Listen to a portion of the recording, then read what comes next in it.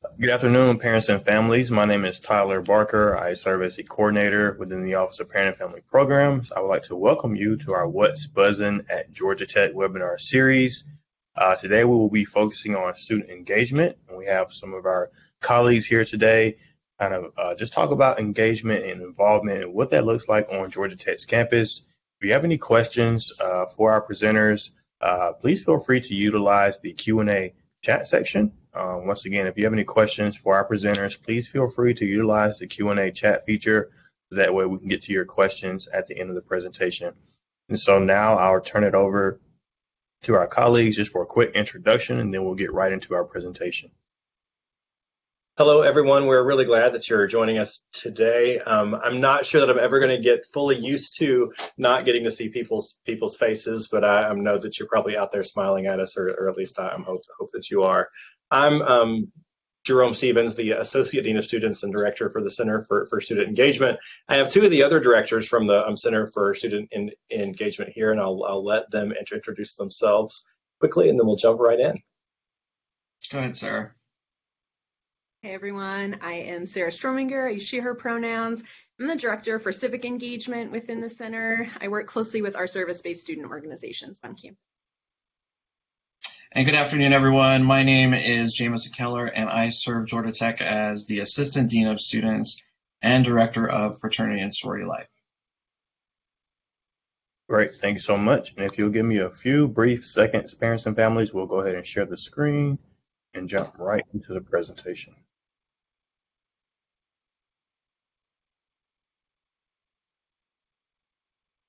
All right, can everybody see?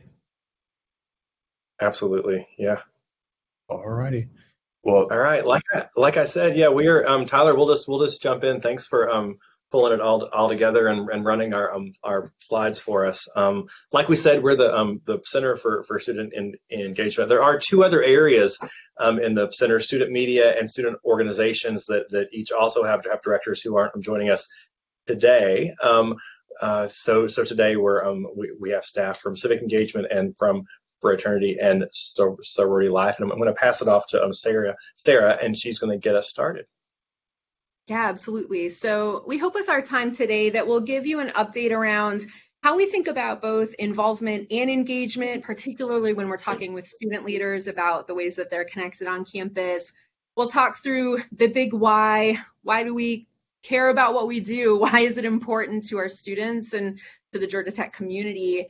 And then you'll get the chance to meet the center, and we'll give a highlight of each of those four areas and some of our key programs as well. I want to move us forward. Let's talk through involvement and engagement. Students this summer had the opportunity to join us for a session quite similar to the one we're giving you, and we shared this information with them as well. We often get the question, like, how much should I be connected to on campus? What are the things that I should be doing, and how much is too much? And so we think about this in two ways: involvement and engagement. Involvement are those experiences that people have and are participated in that are really connected with just feeling connected to community as part of Georgia Tech. These are those one-day or short-term experiences where students aren't necessarily involved in planning and making it happen, but they get to participate and engage. Shouldn't use the word engage in that sentence, but engage in the process and the programs that are happening. So one-day service events are a great example of this, or working with outdoor recreation through the campus rec center to do a hiking trip or a climbing trip, attending Georgia Tech athletics events, and just being a part of the culture that is Georgia Tech are all things that we want students to do, heavily throughout their experience, so long as their time allows. When we think about engagement, we also want students to get connected in deeper ways to organizations or to programs or experiences that they're having on campus. So engagement to us means a couple of things that students are connected to, where they're giving more time and energy.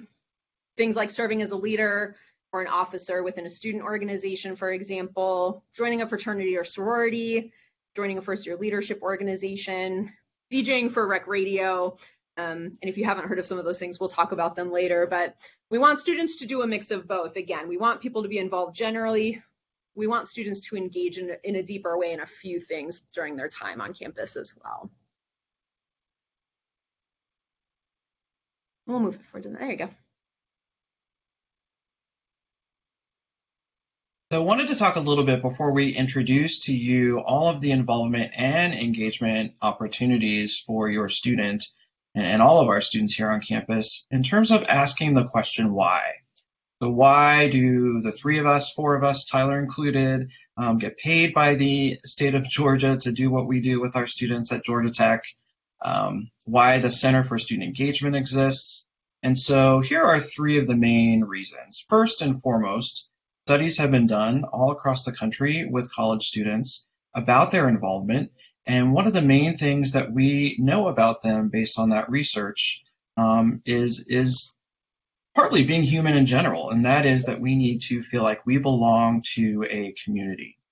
And students on our campus, and really any campus all across the country and the world, attend small schools and colleges, large universities, even the size of many cities in some states. And so despite small or large, it still is pretty overwhelming to make this transition. And so every student really needs to find sort of their niche or their group of people who can support them, who can understand them, can learn from, and really support throughout their time, and then even beyond their experience in college.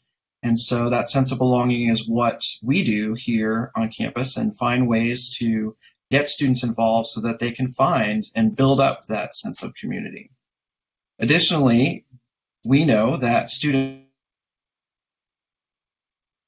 are belong to an organization,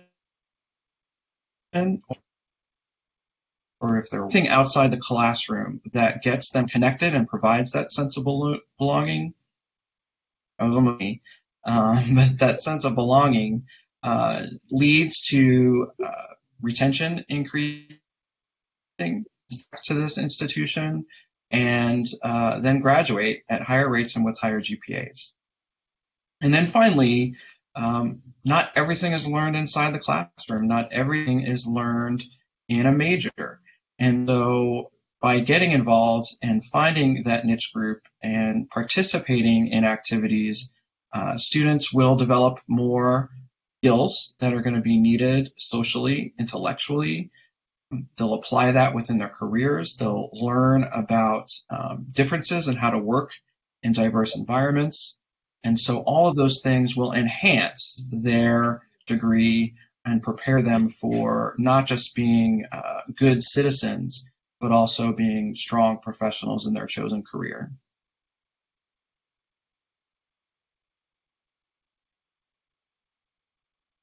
So talking about the Center for Student Engagement, I feel so lucky to be able to do the work that I get to do. When we kind of think about what Jameson said, the work that we do is out of the classroom.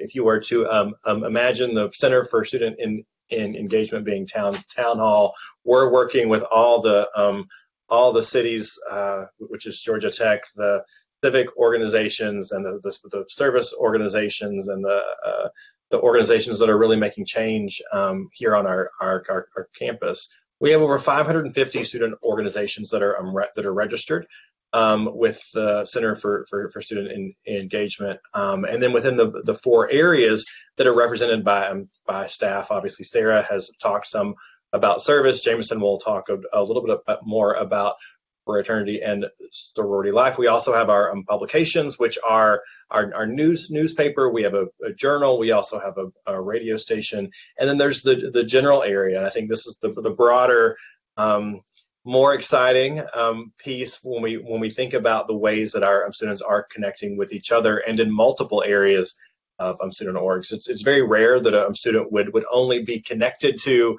or take advantage of one student organization. So when we think about a student's time here, they could be, writing for the newspaper, a member of a Greek organization, traveling with an alternative service break during one of their breaks, and on and on and on. We have everything from professional organizations that are connected to a department to groups that are building rockets, or playing chess, or sports organizations. So when we think about the kind of comprehensive nature of the types of things students are doing out of the classroom, it's often connected to one of our 550 plus student orgs, and we here in the center are here to think about how we keep those students safe, but then also help them kind of grow into leadership opportunities in each of those areas.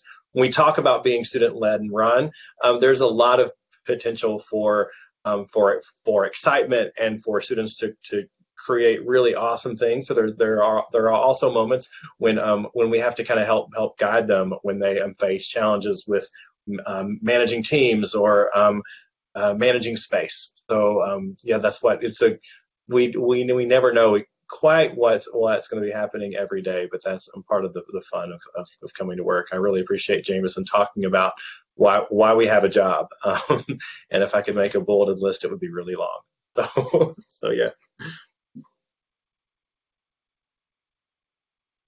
Well, let's jump in and talk about, we'll start with civic engagement.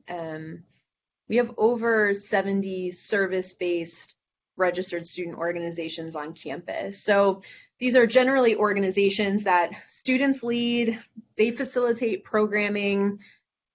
As Jerome mentioned, they might have some, and Jameson, they might have some connection to academic learnings, to themes that courses have, but they're separate from the academic experience. And when we think about service and community engagement, we also have the range of organizations within that realm. Some of our groups focus on philanthropy, some are more focused on advocacy and education, some are focused on direct service. So we don't necessarily view service organizations as just maybe the kind of traditional go out into the community and serve for a few hours. There's quite a range of ways that people approach and organizations approach this when we think about our student orgs. They're all focused on serving that larger motto of Georgia Tech, which is progress and service, and thinking through how they connect to the larger community that they're a part of, whether the service is happening on campus, in the state, or globally. They're really thoughtful to that in the way that it's connected to their experiences. So through civic engagement, we have we have a number of campus-wide initiatives. I'll highlight a few. We host several day of service experiences throughout the year, and these are often in coordination with some of our student organizations as well. We host Into the Streets, which is a large day of service that's usually hosted in the fall. That has kind of shifted. At one point, it was focused towards first-year students, and we've expanded that out to be a campus-wide initiative. This year, we're approaching our 11th year of hosting that, which we're excited about. We also host MLK Day of Service in January, and that's a nationally recognized day of service, and we ensure that we host service events. We've also built out some more educational programming and are a part of a larger committee of programming that happens on campus surrounding that particular holiday. Engage Symposium is something that was new to us last year, but was an addition to that weekend of programming, and was student leaders interviewing community leaders around work that they're doing that affects community, is connected to different themes of service and advocacy work that our student leaders are working toward. As civic engagement, I also help to oversee 2 service grants for student-led service programming as well. So we try to serve as a resource to as many of our service orgs as possible through various efforts and energies. Tyler, if you shift to the next slide, I'll highlight a few of the organizations or programs that are specifically advised by me and by our civic engagement office. The first is Alternative Service Breaks. Jerome alluded to this one. This is a group that focuses primarily on immersive service initiatives through travel outside of the Atlanta area. They also do some work around service and social issue programming. They shifted to a virtual model last year, and so we're going to retain some of that this year as well. Really excited to explore those kinds of programs moving forward. I also have to advise First Year Servant Leadership Organization, which is one of our 9 first-year leadership organizations on campus. They are a set of leadership programs separate from our office, but supported heavily by our office. Jumpstart is a nationally recognized program that supports literacy and connection in pre-K classrooms. So we have an active volunteer corps connected to Jumpstart. Many of our students actually are connected to it because of the opportunity to be paid through federal work study as part of this volunteer experience. So it's a great option for people in a year-long commitment. We also have Move. The full name is there, but we know it as Move. This is our more traditional Atlanta-based direct service and educational service programming. And they have 6 service-themed committees that go out and program and invite the rest of the Georgia Tech community to do programming. And then a branch off of them is a new initiative. They've just completed their first season or year, which is the Movements podcast. And this was a student-led initiative to host conversations and interviews with community leaders, student leaders at Georgia Tech, all the way to CEOs of nonprofits in Atlanta, to again talk about civic engagement, service, community engagement, and all the things people know if they want to connect. So that's just a quick overview, just to give you a sense of what we're working on in the civic engagement world. But would love to pass it to FSL next.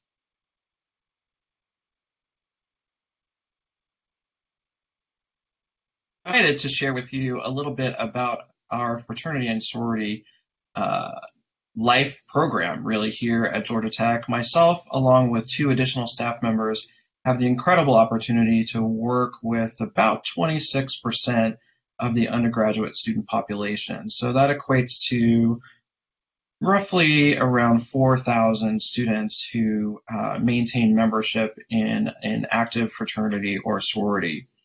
What's so great about Georgia Tech is the history and tradition, and fraternity and sorority is right there with it in terms of it is as old as Georgia Tech itself. And so we are celebrating our 100th year, Georgia Tech actually 134, give or take a month. And so that just gives you a good understanding of how foundational this operative engagement is at Georgia Tech. And so my team gets to work with outstanding student leaders who make up smaller communities within the larger community. We have a total of 53 chapters of sororities and fraternities, and I'll share with you how those break down in just a second. But the work that we do primarily focuses on ongoing development from a first-year new member who just joins to developing and offering them support and leadership development to assume lower level positions and then ultimately serving on an executive level position, even chapter president or beyond. And so aside from the 26% that are involved, about 85 to 90% of those students, because of their development within their chapters, move on to serve in other capacities across campus, including some of our orientation leaders, as well as our student government association. So it is a pretty significant opportunity, and definitely would categorize it as engagement instead of involvement, because it is a significant amount of time that students are asked to participate in it. And then if you add on the extra leadership roles, it could become a pretty significant responsibility. The program itself, overall, students get to join a chapter that includes a whole host of alumni that are Georgia Tech graduates, and so every chapter has a significant alumni network that is accessible in terms of careers and co-ops and internships all across the country and the world. And so students have that opportunity to really learn and be mentored by alumni from Georgia Tech in a variety of different careers. Aside from the chapters themselves, we work with students in a number of additional capacities, and you'll see some of those there in terms of signature programs. Coming up in next month will be National Hazing Prevention Week, and we partner with the entire campus community and provide education to the students, to advisors, to faculty about what hazing is and how to identify it, report it, and then put an end to it. Our students over the summer got heavily engaged and motivated in regards to diversity and equity issues, And so they came together and created a group of students from all across the community, all different chapters, fraternities and sororities, to form an organization called Greeks Unified for Inclusivity, Diversity, and Equity. And together, those leaders, those students, are working with the entire community to assist chapters in becoming more diverse, becoming more multicultural, meaning that just because they have diverse members doesn't mean that they're taking advantage of the learning opportunities that they have with their brothers or sisters. Just this week, they're assessing chapter facilities for ADA capacity. And so all of those things are guided and led by students themselves. And then finally, on this slide, we have Emerging Leaders Program. And so that assists, again, new members with the transition to becoming a very active, strong voiced leader within their chapters in the larger community. So the next slide will a community, because each chapter is very unique and distinct, and then a cluster of chapters sort of make up one of these four what we call councils. And each of these councils are led by students from those affiliated chapters. They're elected and for an entire year serve in the capacity of programming, leadership development, recruitment efforts, all of those things. So first we have our Interfraternity Council, and those are 30 different chapters, most of which belong to what's called the North American Interfraternity Conference. And that is the oldest council. The first fraternity, again, started 133 years ago. Collegiate Panhellenic Council is their counterpart. We have 10 sororities that are involved in what we call the CPC. Our third, the Multicultural Panhellenic Council. We have 5 chapters. This is our newest council. They're about 7 years old. And these chapters of fraternities and sororities are socially based, just like the others, but also have an ethnic or cultural piece to it that they infuse within their social programming. And then finally, the National Panhellenic Council. This is a council made up of historically African American or Black student organizations. And so we have 8 of the 9 that exist on a national level. The Interfraternity Council and Collegiate Panhellenic Council conducts their primary recruitment at the beginning of the fall semester. So we actually just concluded that process and am excited to report that it is a record for us in that 133-year period. So we have over 1,000 new members that we're excited to welcome and begin supporting and having a positive experience. The MPC and NPHC organizations are just starting their recruitment and intake efforts over the next couple weeks, and so there's more opportunities there. If your student is interested and didn't have an opportunity quite yet, they wanted to maybe get a little bit more adjusted before taking on a heavier load of involvement, that's okay. We will have many opportunities come spring semester with open recruitment, and many students choose to wait and actually join either their second or third year.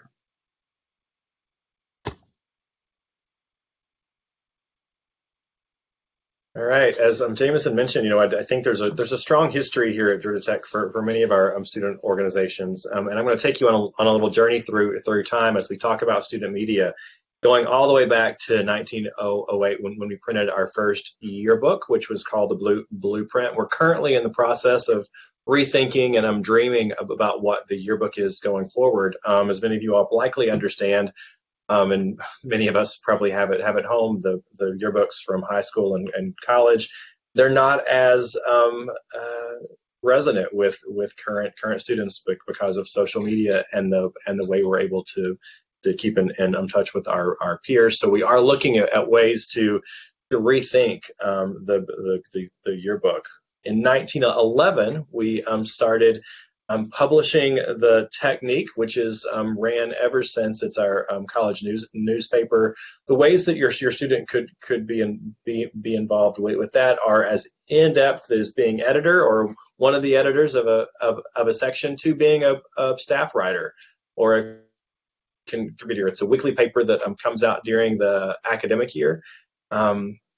You all may have seen it when you were here on campus. There's typically a publication that goes out just as students are moving in. We call it the first edition of the year that's focused toward first year students. The T book, which is the traditions book, was published first in 1944. I think speaking to the traditions of Georgia Tech, but also this need to preserve them. So when we think about the history of Georgia Tech, that puts us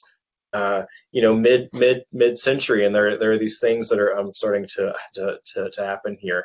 The T book is published every year. It is a publication closely connected to the Ramblin' Rec Club, who hold the traditions here. It's cool to look back at those and see how the traditions have both held and changed over time.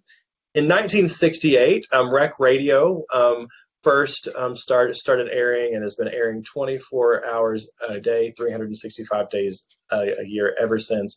Completely student ran, and it can be heard throughout most of the Atlanta area and region.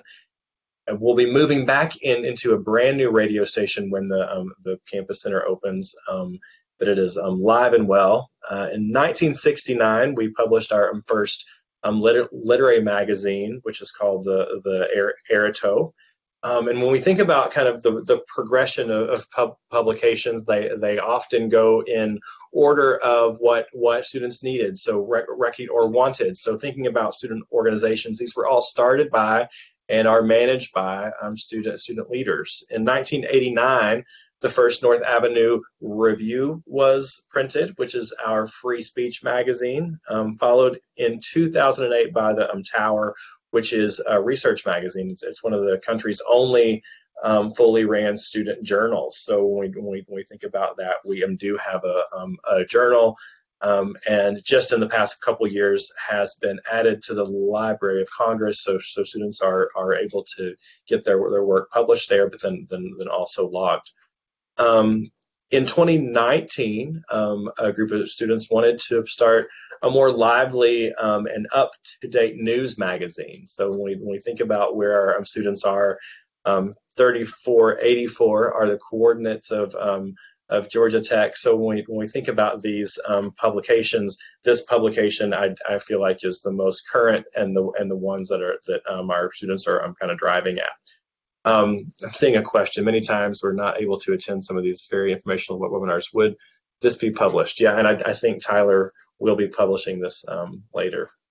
So that's student media. We're really excited to move into the new campus center next summer, and we'll be able to have all of our publications and radio station in one suite, much more visible. But if there are ways that your student may connect with some of these, have them reach out to us, and we would love to connect them to the editors of each of these publications. Student organizations. So everything that we've spoken about today really is one of our 550 plus student orgs. We always say more than 500 because on any given day we don't exactly know, or it's definitely changing. So some of the things that we do to support student leadership in organizations are trainings. Last night we actually hosted a student leader social, one of the first that we've ever had, where we invited the presidents and executive boards of our student organizations just to come out and meet each other. We were hearing them say, I'm really glad that the center did this for us because we likely wouldn't be doing it on our own. And that's the gap that we often try to fill is, are there ways that we can run interference and help students get to know each other, but also gain skills. In just a few weeks, we'll be having our Fall Leader Summit, where student organization leaders will be invited for a one-day leadership training where we just kind of explore topics. This year, we are really focusing on what the return looks like. So our students spent a whole year pivoting and thinking about what it look like to be more virtual, or some of the organizations even had to kind of stop. So we're focusing this year on skills that the student leaders need to kind of reissue and rethink about the way they engage their membership. The Gold Route is a program that we'll talk a little bit more about at the end of the session, but it is a program where we continue to connect leaders to opportunities across campus to learn and grow. Up with the White and Gold is kind of our end of year celebration, where we celebrate all the work that our student leaders do and our student organizations do.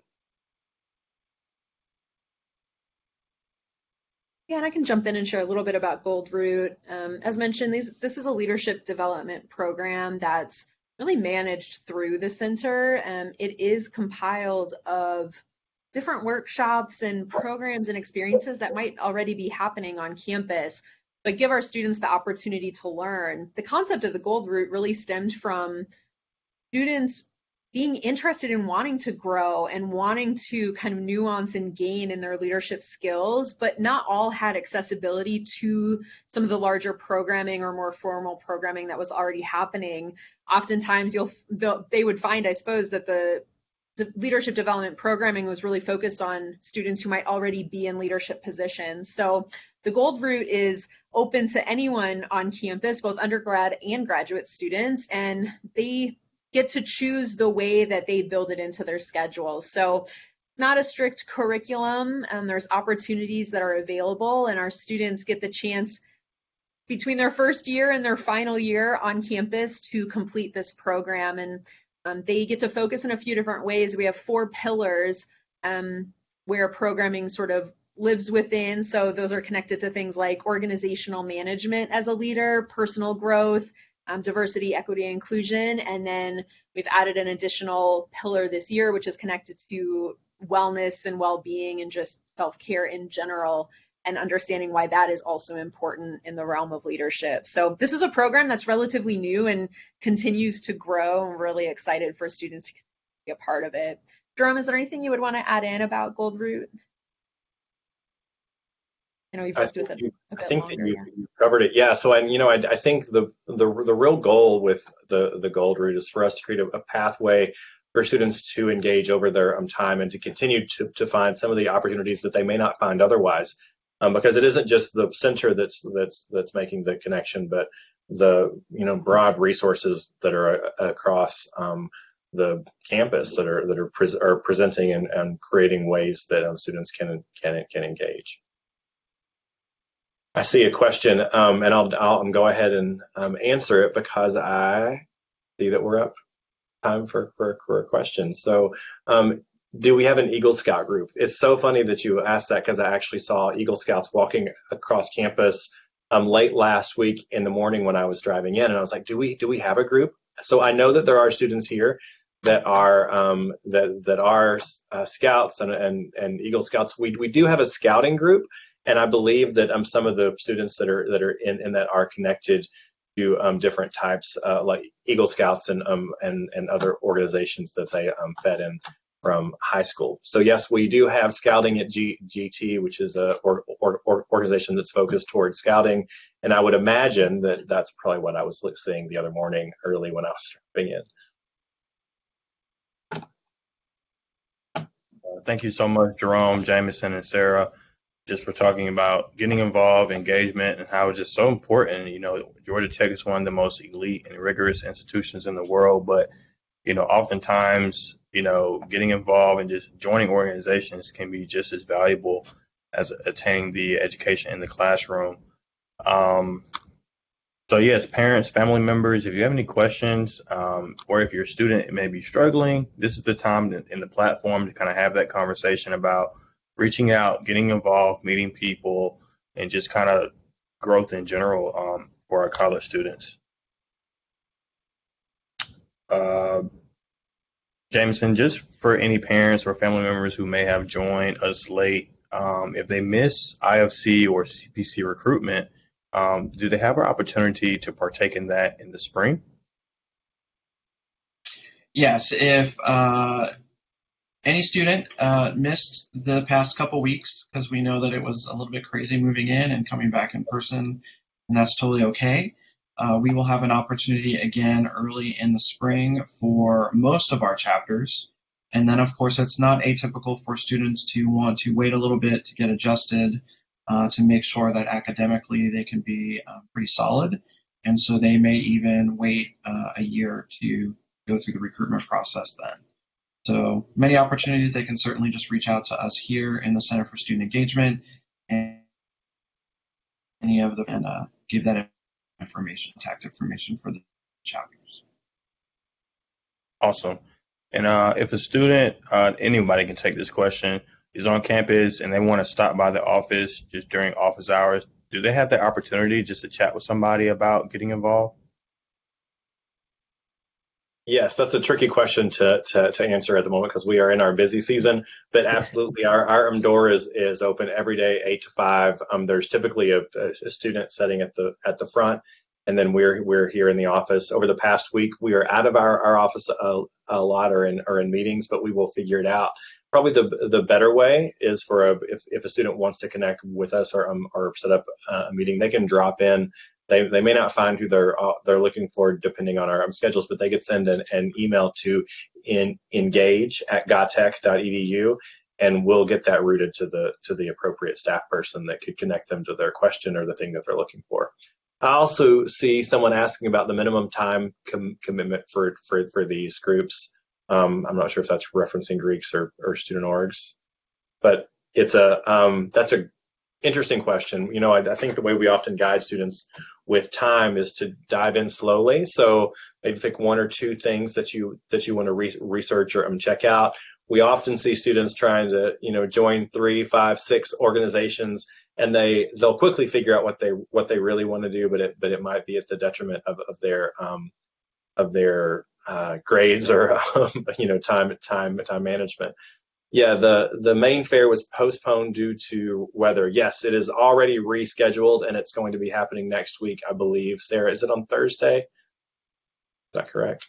Yeah, we have 2 fairs next week. So Wednesday is our service fair, which is more focused on community service. And then Thursday, the 9th, will be the larger all organizations fair. 11 a.m. to 1 p.m. And Jameson, just to piggyback off of Jerome's comments about time commitment, if you can dive into fraternity and sorority life, a lot of parents and family members come up to me and Lacey and say, hey, will this cause my student to flunk out, or, is this too much on their shoulders? Can you talk about just how Greek life actually supports structure and time management and study halls and things of that sort, and how it's not as it may be perceived? Yes, and so first I would say totally happy to share with everyone that our fraternity and sorority community GPA is higher every semester. I've been here 5 years. I think it goes back 10, 12 years, that every term the collective GPA is higher than the all-student GPA.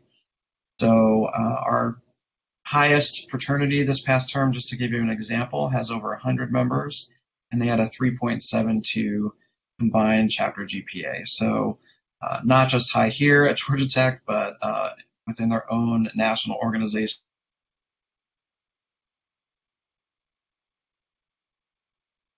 And I would say that there's, again, a way to answer that question. First, I would say for students interested in becoming involved or becoming a member, it's usually about adding a 5-unit credit hour course to their schedule. Right, so there's a number of meetings that they'll have to go to. Early on in their membership, they're going to need to learn about the history of the organization. They're going to have to get affiliated and acclimated to the members of the organization. And so that first 4 to 8 week period tends to be a little bit more involved than just being a general member. But once, then it's sort of choose your own adventure. So there's a bare aspect of all of their members for meetings and certain events. And then, again, as you choose to get more and more involved with leadership roles and being in charge of larger events, then it's going to be even more than that. But academically, there's always someone in their chapter that is in their major, that has taken their classes, that can be mentors. Most of our chapters have a big member program, and so they will be assigned or matched with someone that is older in their major. to help guide them in terms of how to do their schedule correctly, how to assess which professors to take. So all of that then leads to them being more successful. Great. Awesome. Awesome. Thank you so much. Sarah or Jerome, if my student is a creative and they want to start their own organization on campus, what does that process look like? And, if you could just provide some details on that. I mean, I can kick off and Jerome maybe come in with more of the logistics. I think step number one is check out a platform called engage.godtech.edu. I almost said the email address, but Engage is going to be a platform where students can see what organizations already exist on campus.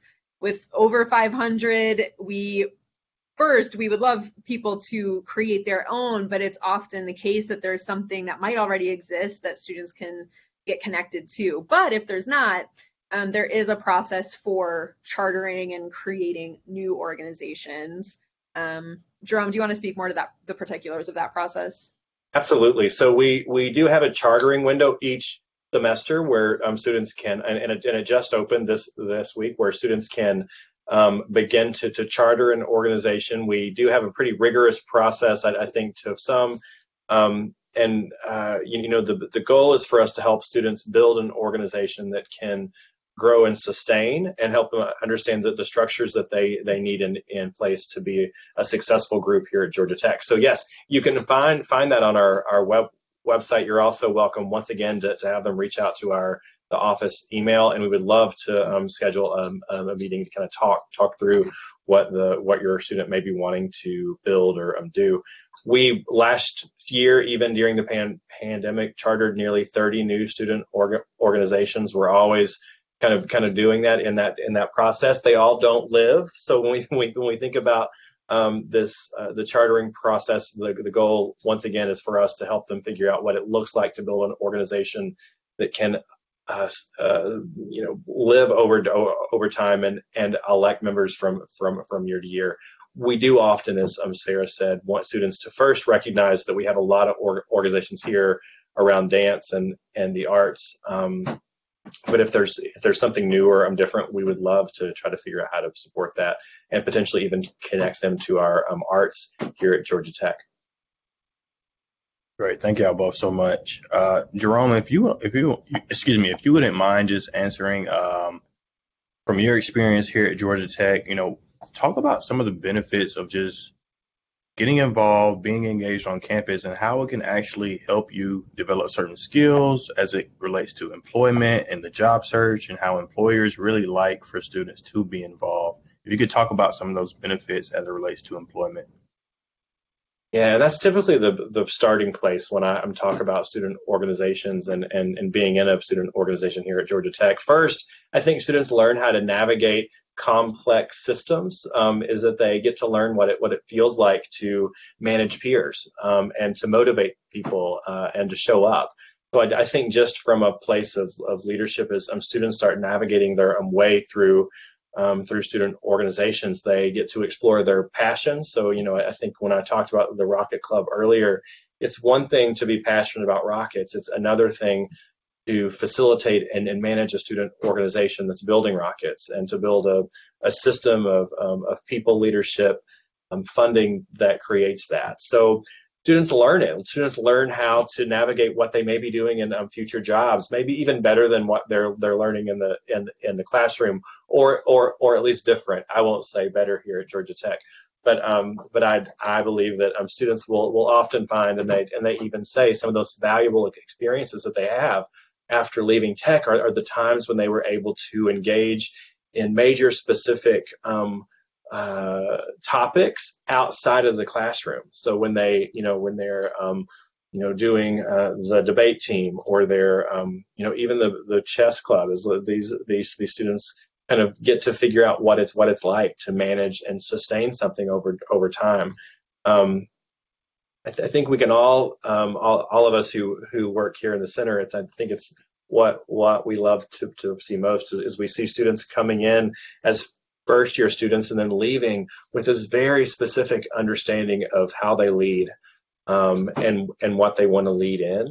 So, after doing service breaks, and service breaks is how I got my start in this field, as I, as a student was going on service breaks, and then I started planning them.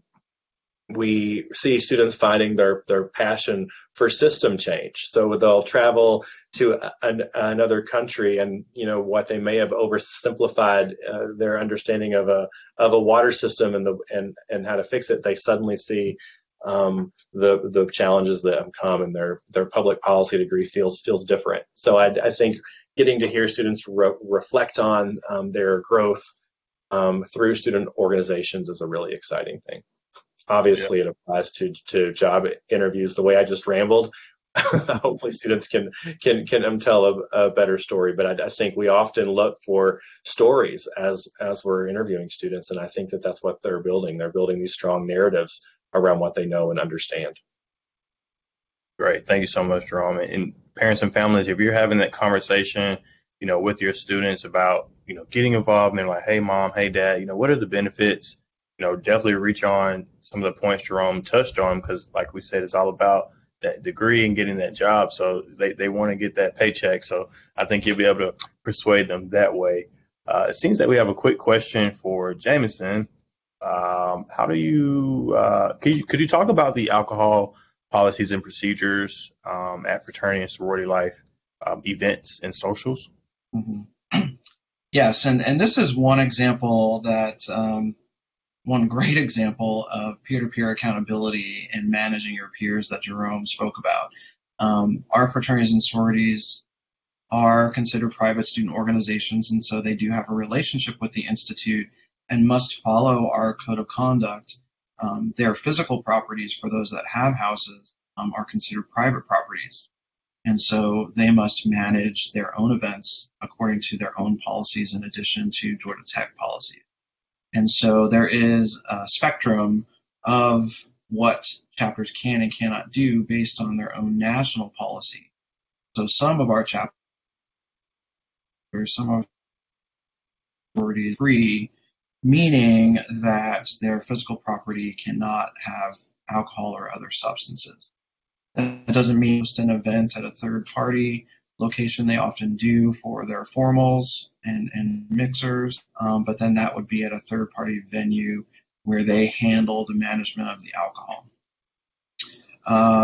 Most recent past year and a half, the fraternity industry has paid a lot of attention to risk and their policies, and have altered their policies to, for those that can have alcohol present, can only have a certain percentage of alcohol, meaning that almost all of the hard liquor is now not part of what they can do for their events. And so they're limited to beer, wine, those seltzers that are all the rage now. And so that helps them manage things at a way that people aren't becoming too intoxicated too quickly. They all have to follow the law. They all have different systems in place to determine who is of legal drinking age. But with that, again, this is a peer-to-peer system. And so they may have the best system in place, but it may not mean that a friend who's attending the party with your student who is of age can get some alcohol and hand it off. And so I always encourage every student to have a conversation, or vice versa, every parent to have a conversation with their student in regards to the choices that they will make, because those choices aren't just available in fraternities and sororities. They're available in every aspect of campus life. And so they need to be able to know what is in their best interest and become more and more an adult in terms of decisions that will come with consequences. So hope that answers that question. Great. Thank you so much, Jameson. Sarah, just for any parents and families who may have joined us late, could you talk about just some of the benefits and some of the things that you maybe personally enjoy about alternative service break trips? Yeah, absolutely. Alternative Service Breaks is definitely one of our spotlight organizations in civic engagement. the work that they do is really unique in that they are students who are organizing multi-day trip experiences, and they're working very closely with community partners to create an immersive learning experience. It's not just about going and serving for a couple of days and leaving and hope we had an impact. Alternative service breaks and the executive board and student leaders work really hard to make sure that they are doing this particular kind of service experience in a way that is actually meaningful and positively impactful to the communities that they're entering. You know, we do hear stories in general about, you know, a group enters a community that they're not necessarily a part of, and they hope that they're providing some service and that it will sustain when they leave, and it doesn't happen because they haven't worked with the community. So there's a number of ways that we think about how we're organizing the service, but then, you know, ASB leaders do a really great job of also creating educational experiences. Reflection is a huge part of their trip experiences as well. So we get to travel. Last year we didn't for a slew of reasons, but we are excited to re-enter travel. And, you know, our students love it because they get the chance to step away from campus and connect to people they might not otherwise have met. They get to travel and just explore different areas that they might not have. A couple of years ago, I got the chance to go on a trip to Smoky Mountain National Park, and we did camping and trail restoration and worked really closely with the park ranger who helped to coordinate the trip. And many of the students kind of reflected like, oh, is this as important as like building a house for someone, which was one of the other trip experiences. And they got to learn and understand like the type of work we were doing had a long-term sustainable impact for the park and for the people who had access to that space. So all around, it's just a really inspiring kind of experience. Jameson and Jerome have both traveled for ASB as well. Is there anything you would share about your advising experiences with those trips?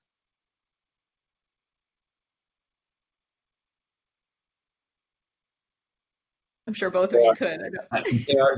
They are some of my favorite moments with students, and I think, you know, apart from just getting to go and do service and learn about a community, they also build community within themselves, and I think that that's part of it. They get away from Georgia Tech's campus, meet students out of their major that they wouldn't meet. So we also see students finding a community that travels back with them.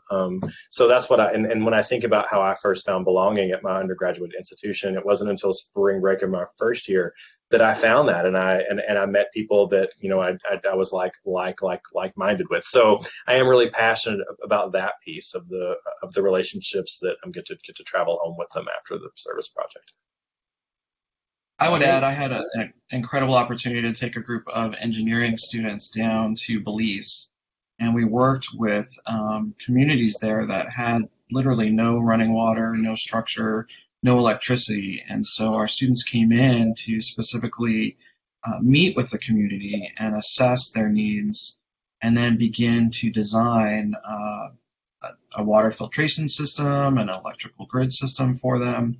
But what was the most important and most impactful was they learned to partner with the community and not just come in and say, this is what you need. And I think students left with an incredible sense of,